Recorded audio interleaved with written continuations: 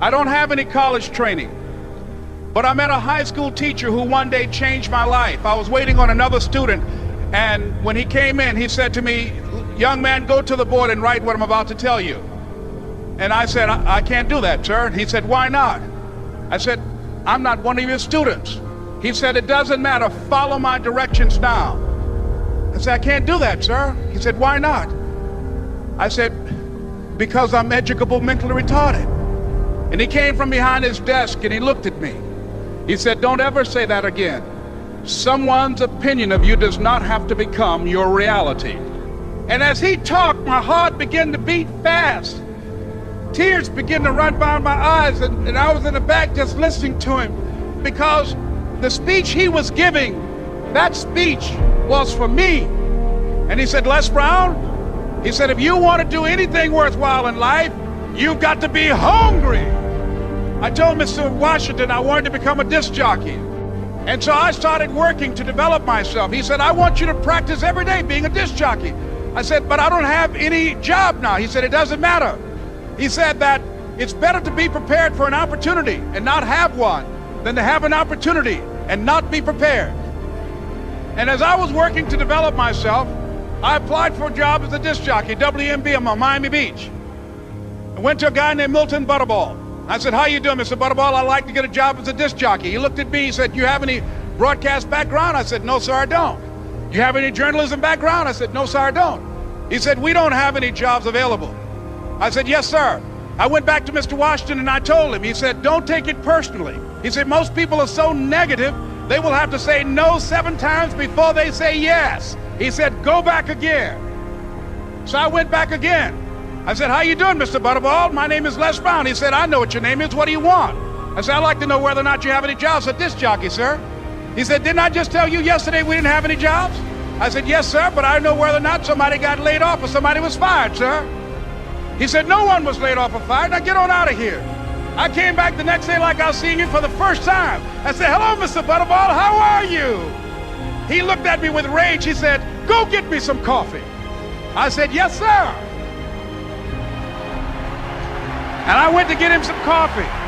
After a while, I would get their lunch and dinner, and I would go in the control rooms and take the disc jockeys their food, and I would not leave until they would ask me to leave. One Saturday afternoon, while I was at the radio station, a guy named Rock was drinking while he was on the air. I was the only one there, looking at him through the control room windows, walking back and forth, young, ready, and hungry. Pretty soon the phone rang, and it was the general manager. And I answered the phone. I said, "Hello?" He said, "Les, this is Mr. Klein." I said, "I know." He said, "Rock can't finish his program." I said, "I know." He said, "Would you call one of the other DJs in?" I said, "Yes, sir." I hung the phone up. I said, "Now he must think I'm crazy."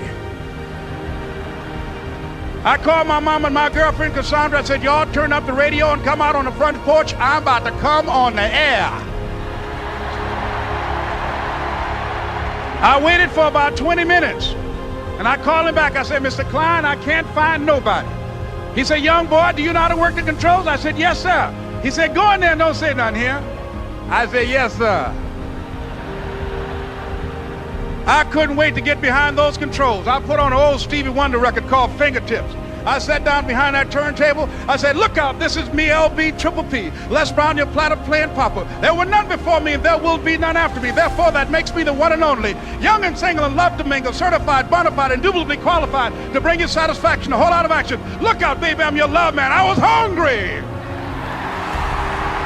I was hungry. You got to be hungry. Begin to know that you have greatness within you. And if just one of you here begin to envision yourselves as being blessed and highly favored to reach your goals, if just one of you capture the essence of what that means, that you have greatness within you and a responsibility to manifest that greatness, that you can make your parents proud, you can make your school proud, you can touch millions of people's lives, and the world will never be the same again because you came this way. It was hard, ladies and gentlemen, coming to speak to people. and I was facing financial difficulties in my own life. I was behind on my bills and my dreams, and I'm saying to them, you can live your dream. It was hard, ladies and gentlemen. It was very difficult to pick myself up each day believing that I could do it. There were times that I doubted myself. I used to ask myself, can I do this? And something said within me, you're the one. Don't give up on your dream. By continuing to push forward, by continuing to run toward my dream, that one day I would have my own talk show. It's a long shot, ladies and gentlemen, from Liberty City, an abandoned building on a floor, never knowing my mother or father. It's a long shot. Being here with you today in this dome in Atlanta, it's a long shot. No college training, labeled educable, mentally retarded, but I kept running toward my dream. Don't stop. Don't stop running toward your dream.